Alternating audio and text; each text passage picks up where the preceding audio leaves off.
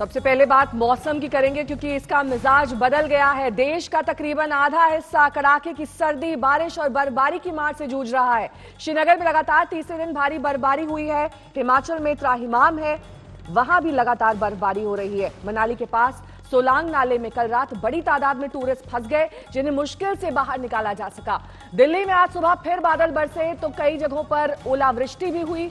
चेन्नई की अगर बात कर ले, वहां पर कल ऐसी बारिश हुई कि पूरा शहर पानी पानी हो गया। एक एक करके हम आपको तमाम खबरें दिखाएंगे, लेकिन पहले कश्मीर का हाल। दिल करता है कि इन पलों को, इन दृश्यों को, इन वादियों को बस एक नजर टकटकी लगाकर निहारते रहें। वक्त थम जाए और आसमान से गिरती बर्फ का ये नजारा दिलो दिमाग पर रच बस जाए।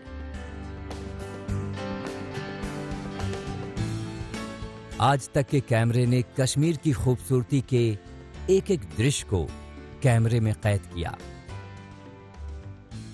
मौसम की सबसे भीषण और भारी बर्फबारी ये है। यहाँ तक कि लोगों का कहना है कई सालों के बाद कश्मीर में इस तरह की बर्फबारी देखी गई है।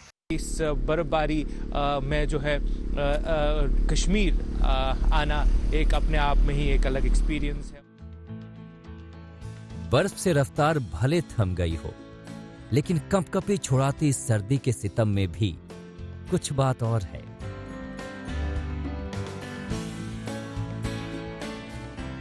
बर्फबारी का दृश्य इतना खूबसूरत है जो किसी को भी अपनी ओर खींच लाए। बर्फ से ढकी घरों की छतें, बर्फ से ढकी वादियां, बर्फ से ढकी सड़कें, घरों और गाड़ियों से बाहर झांकी नजरें कश्मीर के दीदार पर दिल लुटा बैठे। खूबसूरत तस्वीरें हैं, ये कश्मीर है। धरती के जन्नत की तस्वीरें आपने देखी। वहां पर मानो सफेद आफत बरसी है, लेकिन लगातार तीसरे दिन आज ऐसी बर्फबारी हुई है कि श्रीनगर समेत घाटी के तमाम इलाके बर्फ की सफेद चादर से ढक गए हैं। सड़कों पर बर्फ, घर की छतों पर बर्फ, यहां तक कि घर के अंदर भी बर्फ पहुंच चुकी है। हर जगह सिर्फ बर्फ ही बर्फ दिखाई दे रही है। श्रीनगर का चप्पा चप्पा मानो बर्फ से ढक गया हो। तस्वीरें आपके सामने हैं। लगातार हो रही बर्फबारी से अभी तक श्रीनगर वासियों को निजात नहीं मिला है। तीसरे दिन भी ये बर्फबारी जारी है, जिसकी वजह से जो मैदानी इलाके हैं वो भी ठंड महसूस कर रहे हैं। श्रीनगर की तस्वीर में ये साफ है कि कैसे वहां पर इस वक्त जनजीवन ठप हो गया है। कश्मीर घाटी में लगातार 3 दिन से बर्फबारी हो रही है। आज भी बर्फबारी का सिलसिला जारी है। कई कई जगहों पे बर्फ़ 2-2 फीट तक जो है जमा हो चुकी है। श्रीनगर शहर में जहां इस वक्त हम खड़े हैं, यहां पे भी लगातार बर्फबारी हो रही है। इस बर्फबारी की वजह से लोगों को खासी परेशानियों का सामना करना पड़ रहा है। बिजली में परेशानी है, कनेक्टिविटी में परेशानी है और बाकी सारी चीज़ों में भी दुश्वारियाँ हो रही हैं। वहीं दूसरी तरफ जो लोग यहाँ टूरिज्म के लिए आए थे, जो टूरिस्ट आए थे, खासकर वो लोग जो न्यू ईयर्स के लिए आए थे और अभी भी कश्मीर में हैं, वो इस मौसम का भरपूर मज़ा लेते हुए नज़र आ रहे हैं। मेट डिपार्टमेंट की बात करें तो मेट डिपार्टमेंट ने कहा है कि आज दिन तक मौसम इसी तरीके की रहने की आशंका है और आज शाम से थोड़ी बहुत राहत मिलती नज़र आएगी। तो जहां एक तरफ थोड़ा बहुत टूरिज्म इंडस्ट्री के लिए अच्छी खबर ये मौसम लेके आया है, वहीं दूसरी तरफ स्थानीय लोग जो हैं वो परेशानियों का सामना करते दिख रहे हैं। शुजाउल हक, श्रीनगर, आज तक।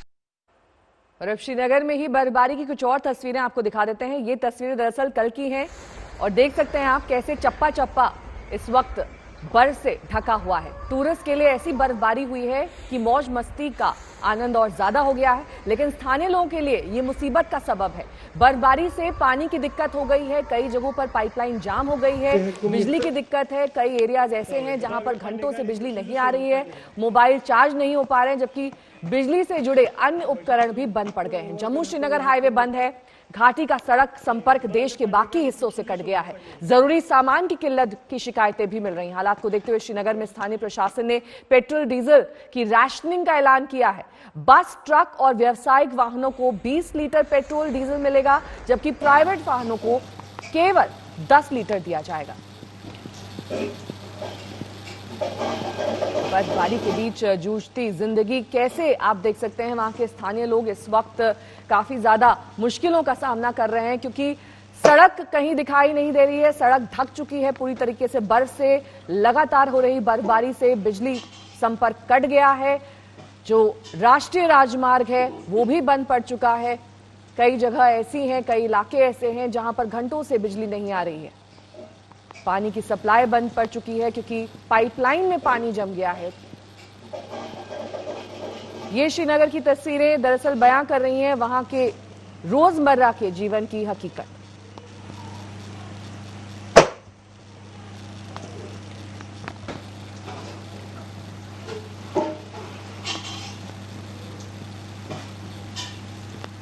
इतना एक्सपेक्ट नहीं किया था, इतनी बर्फबारी होगी। बहुत सारी प्रॉब्लम्स का सामना करना पड़ रहा है, जैसे बिजली की प्रॉब्लम हो गई है और बिजली की वजह से पानी भी नहीं आ रहा है।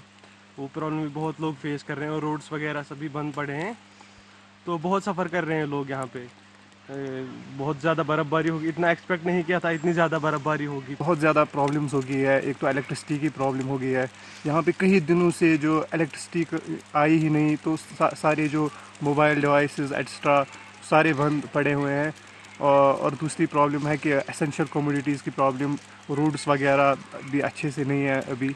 और तीसरी प्रॉब्लम जो है जो हीटिंग वगैरह।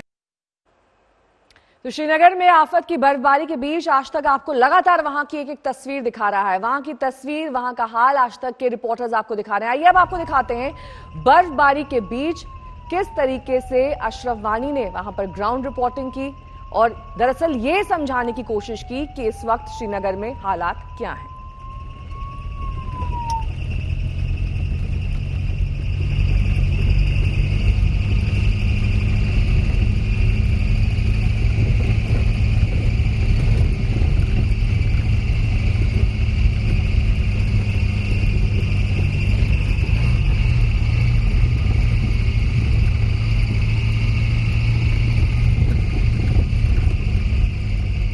कश्मीर में पिछले 3 दिन से हो रही बर्फबारी में सोमवार को जिस अंदाज से शिद्दत आई है उसने पूरी तरह से जनजीवन प्रभावित किया है।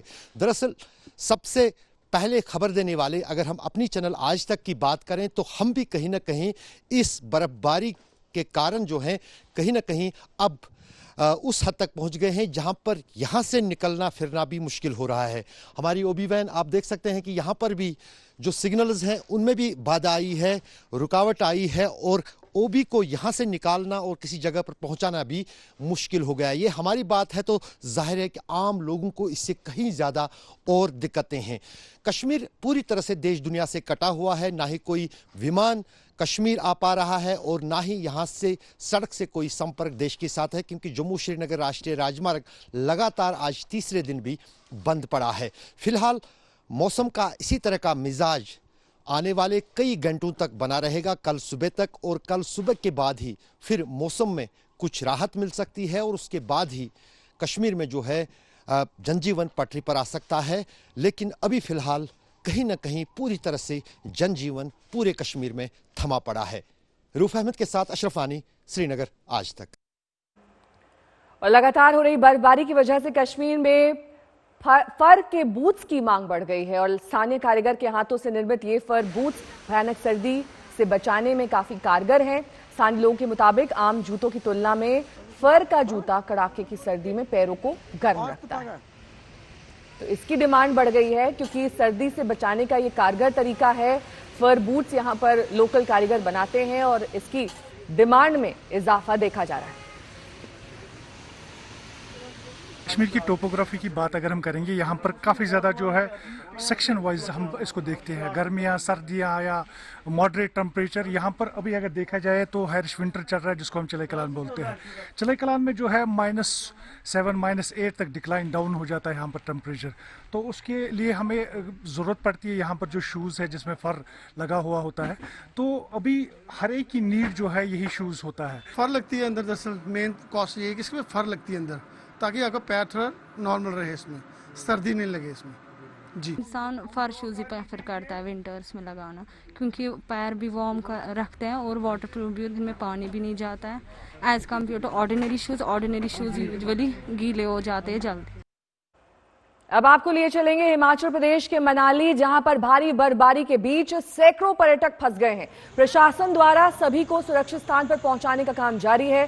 सोलंग नाला में भारी बर्फबारी के बीच सैकड़ों पर्यटक फंसे हुए हैं। घंटों से ये जाम सड़क पर लगा हुआ है। यहां पर दोपहर 1 बजे से भारी बर्फबारी हो रही थी और इसी वजह से पर्यटकों की गाड़ियां जहां तहां फंस गई। हिमपात के बीच फंसे पर्यटक मदद की गुहार लगा रहे हैं। तापमान 0 से नीचे पहुंच गया है।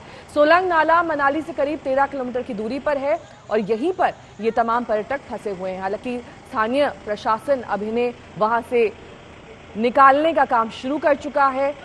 ये लोग घंटों से यहाँ पर फंसे हुए हैं और लगातार गिरते पारे के बीच काफी ज्यादा मुश्किल हो रही है। और दिल्ली एनसीआर की अब बात करेंगे, जहां पर लगातार हो रही बारिश ने हाल बेहाल कर दिया है। आज सुबह से ही दिल्ली के कई इलाकों में लगातार रुक रुक कर बारिश का सिलसिला जारी है। कई इलाकों में ओलावृष्टि भी हुई है। नोएडा से लेकर गुरुग्राम तक बारिश का सितम 3 दिन से जारी है। गुरुग्राम में सुबह सुबह बारिश के साथ ओले गिरे। तस्वीरों में भी आप देख सकते हैं, इन बड़े साइज के ओलों ने पूरी जमीन को ढक दिया। काफी देर तक ये ओलावृष्टि होती रही। सड़क से लेकर गाड़ियों और छतों पर ओले जमे हुए हैं। आशुतोष मिश्रा हमारे संवाददाता इस तमाम जानकारी के साथ हमारे साथ जुड़ गए हैं। आशुतोष, मौसम विभाग क्या कह रहा है? सर्दी का सितम और इसी तरीके से बारिश जारी रहेगी? और अभी सबसे थोड़ी देर पहले नेहा लगभग इतनी तेज बरसात थी, ये कुछ सेकंड पहले जो है जो बारिश की शावर थे कुछ कम हुए। इतनी तेज बरसात थी यहाँ पर। ये देखिए, ये सड़क पर 30,000 ये फ्लाईओवर है। फ्लाईओवर पर जो पानी जमा हुआ है, इसी से आप अंदाजा लगा सकती हैं कि आज कुदरत ने क्या कहर बरपाया है। पिछले 4 दिनों से मिजाज मौसम का बिगड़ा हुआ था। आज सुबह दक्षिण दिल्ली के कुछ इलाकों में ओले भी गिरे, लेकिन इतना घूप अंधेरा था सुबह के 9 बजे भी ऐसा लग रहा था कि शायद रात का समय है। जाहिर है मुश्किल उन किसानों के लिए भी होगी जो किसान आंदोलन में धरने पर बैठे हैं। ऑरेंज अलर्ट मौसम विभाग ने जारी किया था कि ठंड तो बढ़ेगी ही। बरसात के चलते तापमान बढ़ा, लेकिन जैसे ही बरसात रुकी तेज हवाएं चलने लगी और हवा की रफ्तार इतनी थी कि ये देखिए छाते का क्या हाल हुआ है थोड़ी देर पहले ही। तो कुल मिला के मौसम का मिजाज बिगड़ा हुआ है। पहाड़ी इलाकों में बर्फबारी तो है ही, लेकिन जो निचले इलाके हैं वहां की बरसात अभी रुकने का नाम नहीं ले रही है। और जैसा कि मौसम विभाग की चेतावनी है, ये स्थिति लगभग अगले 24 घंटे भी बनी रह सकती है। लगभग पूरा एनसीआर इससे प्रभावित हो सकता है। नेहा, तो अपना ख्याल रखिए, क्योंकि काफी ज्यादा बारिश वहां पर भी हो रही है जिस जगह पर आप खड़े हुए हैं। और लगातार हो रही बारिश की तस्वीरें हम आपको दिखा रहे हैं। ये दरअसल दिन की तस्वीरें हैं और दिन में ही अंधेरा छा गया था। सुबह आशुतोष जानकारी दे रहे हैं कि कैसे लगातार हो रही बारिश से लोगों की मुसीबत बढ़ गई। कई जगहों पर जल जमाव हो गया और साथ ही जो ओलावृष्टि हुई है उसकी वजह से भी काफी ज्यादा दिक्कतें आ रही हैं। तो दिल्ली एनसीआर का हाल बेहाल है। ये तस्वीरें दरअसल बयां कर रही हैं कि कैसे जो बड़े साइज के ओले गिरे उन्होंने पूरी जमीन को ढक दिया और लगभग 15 से 20 मिनट तक ये ओलावृष्टि होती रही। गुड़गांव के आसपास कई इलाकों में, दिल्ली के कई इलाकों में ये ओलावृष्टि जारी रही और आज सुबह काफी देर बाद जाकर सूरज की रोशनी तो हालांकि अभी तक नहीं दिखाई दी है, लेकिन काफी देर बाद जाकर उजेला हुआ। कुमार कुणाल हमारे संवाददाता इस तमाम जानकारी के साथ हमारे साथ जुड़ गए हैं। कुमार, जाहिर तौर पर जिस तरीके से मौसम का ये बिगड़ा मिजाज है उससे किसानों की तकलीफें तो और ज्यादा बढ़ गई हैं। सब कुछ भीग गया होगा वहां। बिल्कुल, किसानों की तकलीफें भी बढ़ी हैं और जो ये मौसम विभाग ने जो आगे की भविष्यवाणी की है वो भी बहुत ज्यादा ऐसा नहीं है कि बारिश से राहत मिलने वाली है, क्योंकि कल यानी 7 तारीख को फिर से एक नया पश्चिमी विक्षोभ जो है वो दिल्ली का रुख करेगा। और अभी भी हम जहां खड़े हैं वहां तेज बारिश हो रही है और यहां से कुछ दूर पर ही किसान हैं जहां पर उन्हें मुश्किलों का सामना करना पड़ रहा है। तो ये एक तरीके से लगातार जो बारिश है उसका दौर बना रह सकता है। 7 तारीख को अगर पश्चिमी विक्षोभ जिसको वेस्टर्न डिस्टर्बेंस कहते हैं वो दोबारा हिट करेगा दिल्ली को, तो आने वाले दिनों में भी बारिश लगातार होती रहेगी। तो ये एक तरीके से जो कपकपाने वाली ठंड है वो बदस्तूर जारी रहेगी और उससे राहत मिलने की उम्मीद अभी फिलहाल कम है। तो ये बारिश जो अभी हमें झेलनी पड़ रही है, दिख रहा है हर जगह पानी ही पानी दिखाई पड़ रहा है, ये दिल्ली में आम तौर पर जो ऐसी तस्वीर है वो देखने को नहीं मिलती है। और जो मौसम विभाग ने कहा है 3 दिनों में जो जनवरी में कुल बारिश होती है सामान्य तौर पर उससे 3 गुनी ज्यादा बारिश हो गई, यानी 3 गुनी बारिश 3 दिन में हो गई जो 30 दिन में होती थी। तो इसी से आप अंदाजा लगा सकती हैं कि इस बार जो नए साल का आगाज हुआ है वो किस तरीके से हुआ है। भींगी है सड़कें, हर जगह जल जमाव है और आने वाले दिनों में भी राहत के आसार कम ही दिखाई पड़ रहे हैं। ठीक है, बहुत बहुत शुक्रिया कुमार कुणाल, हमारे संवाददाता हमारे साथ जुड़े हुए थे। आशुतोष मिश्रा, आपका भी बहुत बहुत शुक्रिया मौसम की ताजा जानकारी देने के लिए। लेकिन अब मौसम की मार किस तरीके से चेन्नई पर भी पड़ी है ये आपको दिखा देते हैं। कल चेन्नई में इतनी मूसलाधार बारिश हुई कि शहर पानी पानी हो गया। चेन्नई के निचले इलाकों में पानी भर गया, घर, दुकान, बाजार, होटल सब जगह पानी भर चुका है। चेन्नई में पिछले कई हफ्तों से सूखा मौसम था, लेकिन अब चेन्नई के लिए नए साल का आगाज भी भारी बारिश लेकर आया है। कल की तस्वीर देखिए, वहां पर सड़क पर किस तरीके से पानी भर गया है, आवाजाही में दिक्कतें आ रही हैं, खासतौर पर 2 व्हीलर्स के लिए। और अब एक बड़ी खबर का रुख करेंगे। देश में कोरोना वैक्सीन की तारीख पर केंद्रीय स्वास्थ्य विभाग ने बड़ा बयान दिया है। स्वास्थ्य सचिव के मुताबिक 13 या फिर 14 जनवरी से वैक्सीनेशन की पूरी तैयारी है। हालांकि इस मामले पर अभी औपचारिक ऐलान होना बाकी है कि असल में टीकाकरण अभियान कब शुरू होगा।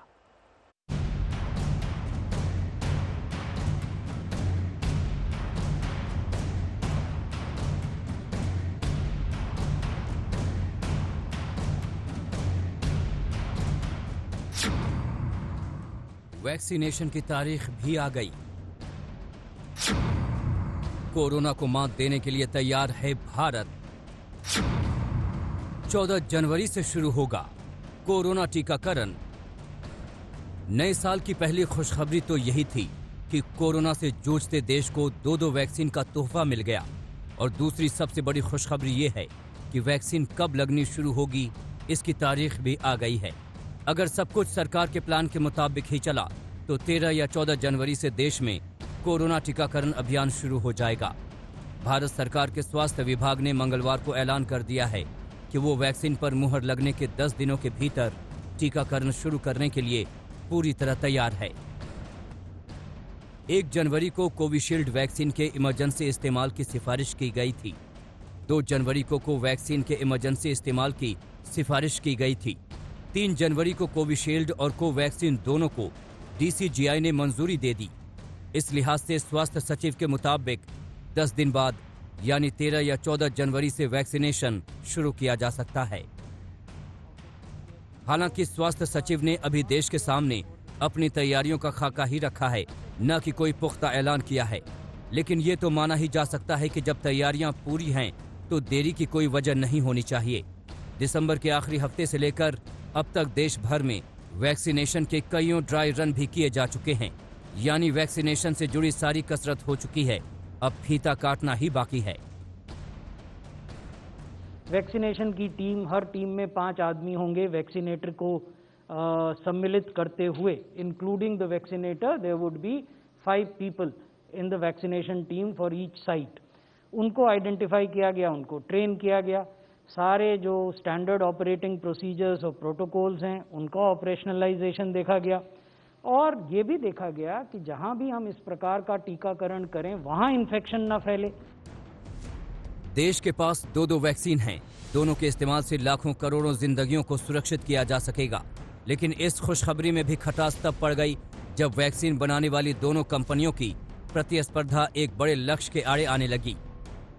Well, it was a surprise because we thought that all companies have to conclude their efficacy studies. But if the government has decided in an emergency to license something which is safe, that's entirely their their decision. I don't know what word to use, but that's something you have to ask them. I really can't comment on that. We put all transparently every data when we submit it to each committee and when we got approval, when we done the trial, everything is put in the plan. People question, oh, we are not transparent. I don't know what is transparency to me. When I put everything in the black and white like this, people still question transparent because Indian scientists are cheap people. लेकिन अच्छी बात यह है कि कारोबारी विवाद के ज्यादा तूल पकड़ने से पहले ही दोनों कंपनियों ने मतभेद दूर करके कोरोना के खिलाफ जंग में साझा प्रयासों के महत्व को समझ लिया। दिल्ली से मिलन शर्मा के साथ आज तक ब्यूरो।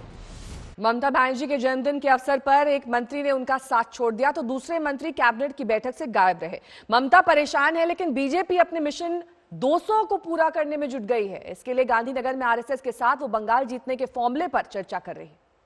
কটাক্ষ না করে যদি সত্যি তোমরা দুধ খেয়ে থাকো, যদি সত্যি মায়ের দুধ খেয়ে থাকো এবং সত্যি যদি বাপের বেটা হয়ে থাকো তাহলে তার নাম করে বলো হিম্মত আগে তো ভাইপো কেন। ये टीएमसी अब पॉलिटिकल पार्टी नहीं है, प्राइवेट लिमिटेड कंपनी बन गया। इसलिए हम लोग जो स्टूडेंट लाइफ से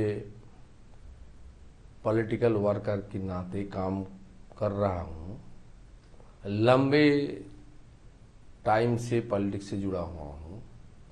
हमारा इस पार्टी जब कंपनी में कन्वर्ट हो गया, इसलिए पार्टी में छोड़ दिया एक पॉलिटिकल वर्कर के नाते। प्रेस कॉन्फ्रेंस पर उधर बत्तीसों रेपो हुआ, उधर तो 200 रेपो हुआ, उधर 300 रेपो हुआ, उधर 300 रेपो हुआ।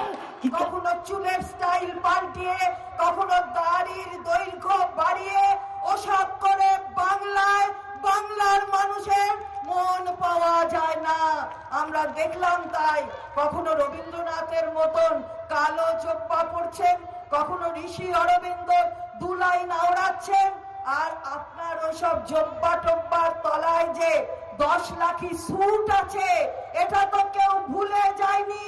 সুতরাং ঋষি হওয়া যায় না, রবীন্দ্রনাথ হওয়া যায় না, ওসব করতে যাবেন না।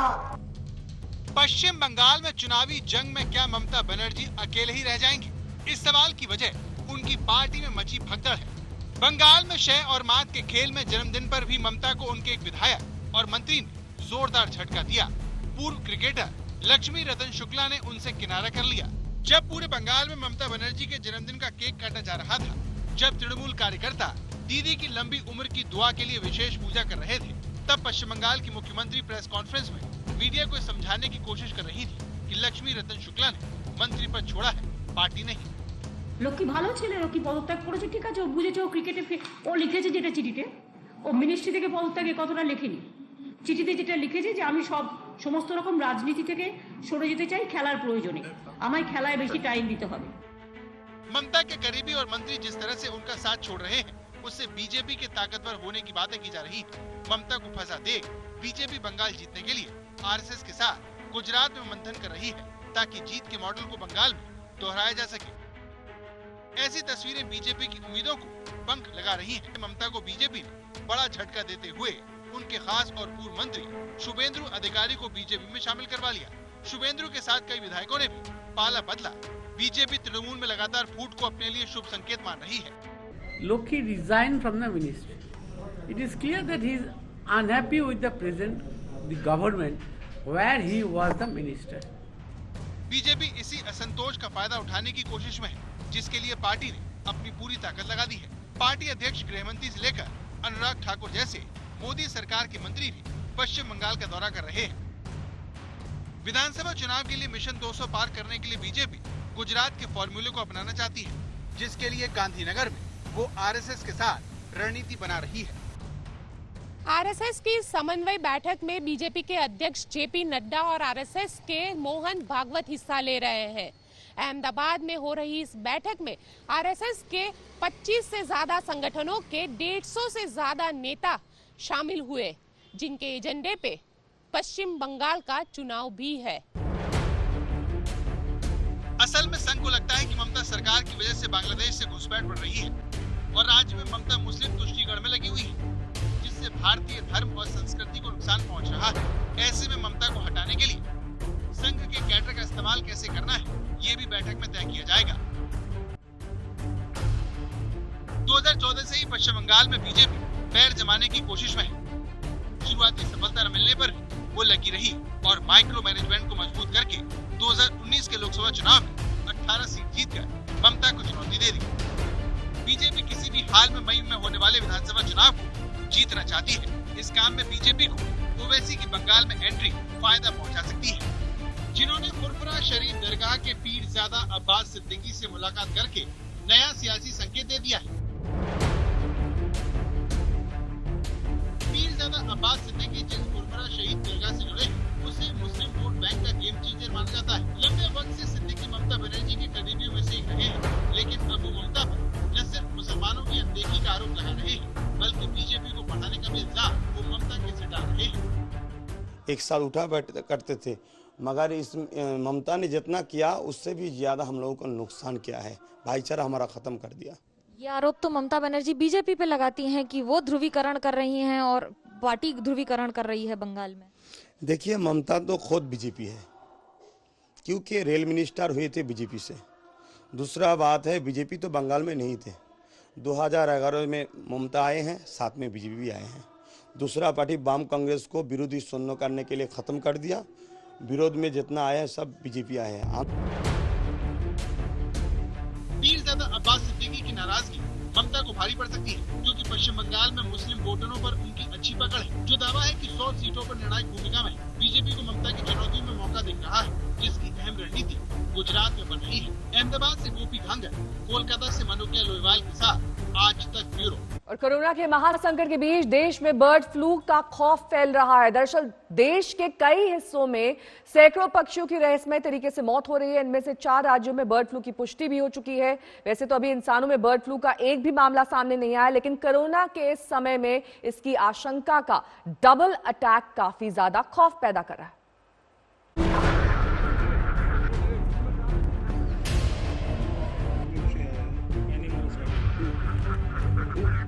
कोरोना वायरस ने नाक में दम मचा ही रखा था कि भारत के कई राज्यों में बर्ड फ्लू की दहशत फैल गई।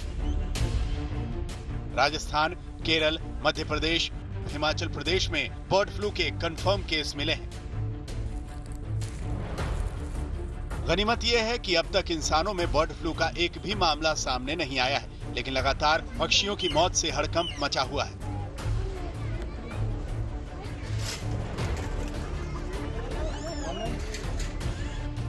पक्षियों में बर्ड फ्लू की मौत की सबसे ताजा रिपोर्ट हिमाचल प्रदेश से है। हिमाचल प्रदेश में पौंग डैम में मृत पाए गए पक्षियों में H5N1 वायरस होने की पुष्टि भोपाल की लैब ने की है। कांगड़ा के पौंग डैम में 1700 प्रवासी परिंदों की मौत को लेकर ये जांच कराई गई थी। अब पौंग डैम में पक्षियों की मौत का आंकड़ा 2000 के पार चला गया है। एहतियातन पूरे इलाके को सील करना पड़ा है।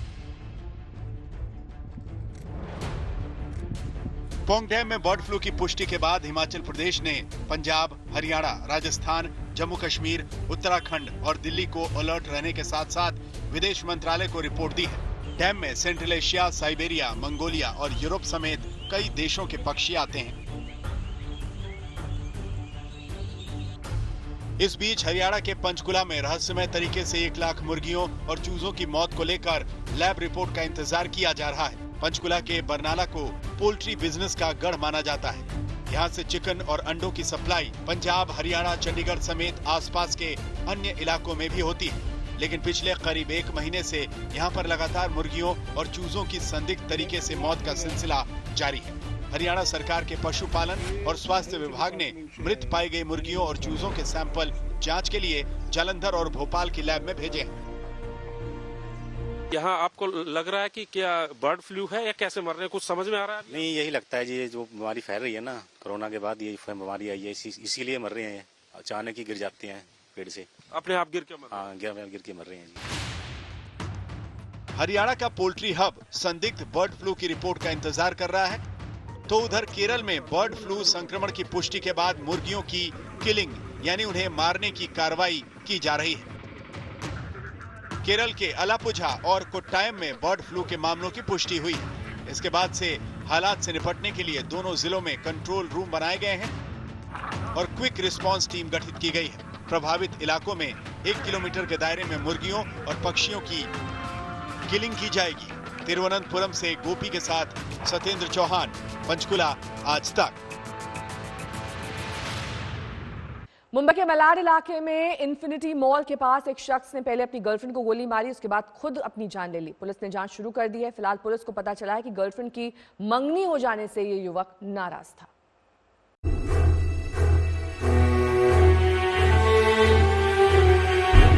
बीती रात मुंबई के मलाड इलाके में रात 9 बजे के करीब सनसनी फैल गई, जब एक युवक ने पहले एक लड़की की गोली मारकर हत्या की और फिर खुद को गोली मारकर खत्म कर लिया।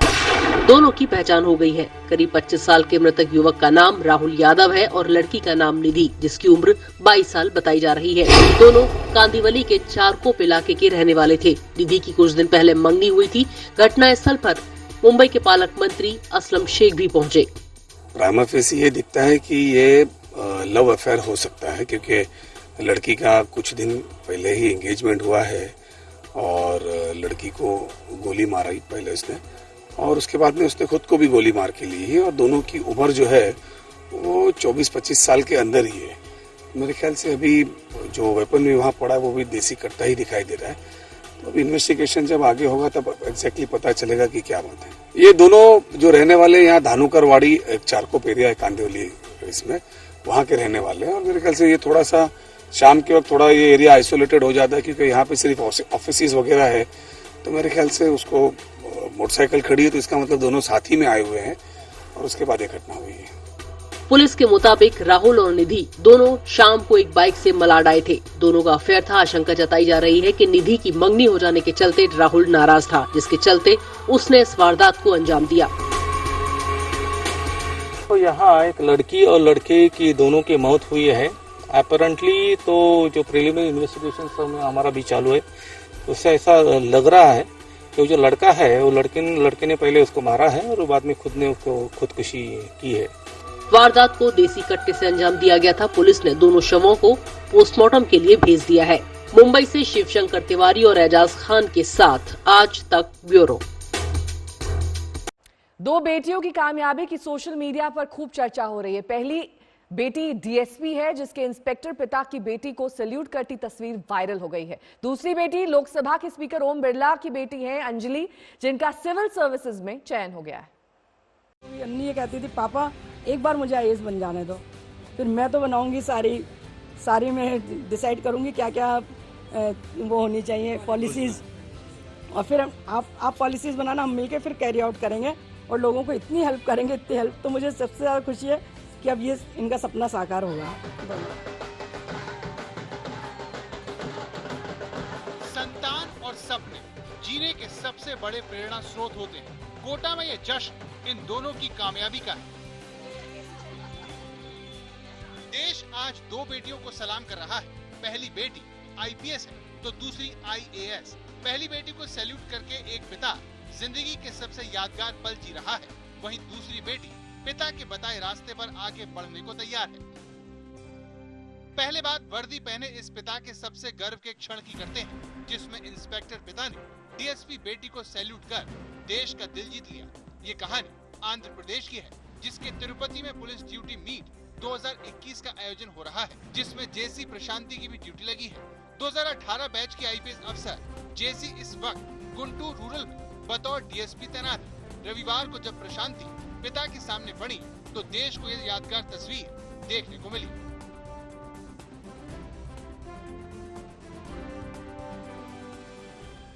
యాజ్ ఏ పోలీస్ ఆఫీసర్గా నా కూతురు నాకంటే పై స్థాయిలో ఉన్నప్పుడు it's really a proud moment for me and for my dad, for both of us. Who did you take as inspiration to become a police woman? Yes, definitely my father is my inspiration. I have seen him from my childhood. हर माता पिता की ख्वाहिश होती है कि उनके बच्चे उनसे भी बड़े अफसर बने, कामयाब हो, अच्छे इंसान बने। यही वो रिश्ता है जिसमें जलन के लिए कोई जगह नहीं होती। लोकसभा के स्पीकर ओम बिरला को भी छोटी बेटी की मेहनत की वजह से ये मौका मिला है। बचपन से ही अंजलि पिता की तरह लोगों की मदद करना चाहती थी। अपनी इस ख्वाहिश को पूरा करने के लिए वो रोज 12 घंटे पढ़ी और पहली कोशिश में IAS बनकर नए क्षेत्र में पिता का नाम रोशन किया। वो तो 18 घंटे काम करते हैं स्टार्टिंग से। जब पापा MP थे तब हम प्रिपेयर कर रही थी मैं सिविल सर्विसेज के लिए, और तब मैं अगर 12 घंटे पढ़ती थी तो 18 घंटे काम करते थे।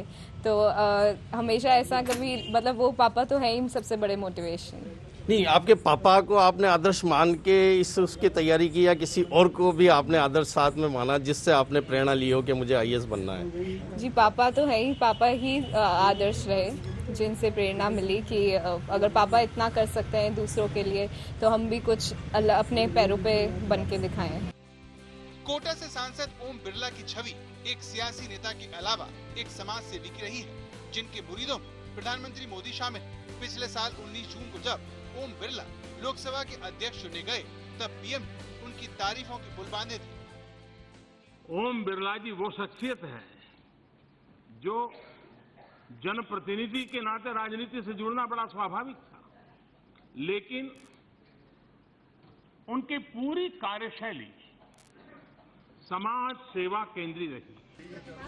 अंजलि भी पिता की तरह चेहरे पर हल्की मुस्कुराहट के साथ लोगों की मदद करने के अपने मिशन पर जुटना चाहती है। इस सपने को साकार करने में उनकी बड़ी बहन और मां ने अहम रोल निभाया। ओम जी बिरला खुश तो बहुत होते थे, बोलते भी थे पढ़ो पढ़ो, लेकिन पढ़ते कैसे ये उन्होंने कभी नहीं देखा कि बच्चों को कैसे पढ़ाई नहीं और क्या रात भर जगना और कैसे सवेरे उठना और कितना इनके साथ लगना पड़ता है बच्चे के साथ पढ़ाई के लिए। वो तो एक पॉलिटिशियंस हैं और वो तो जनता के लिए हैं।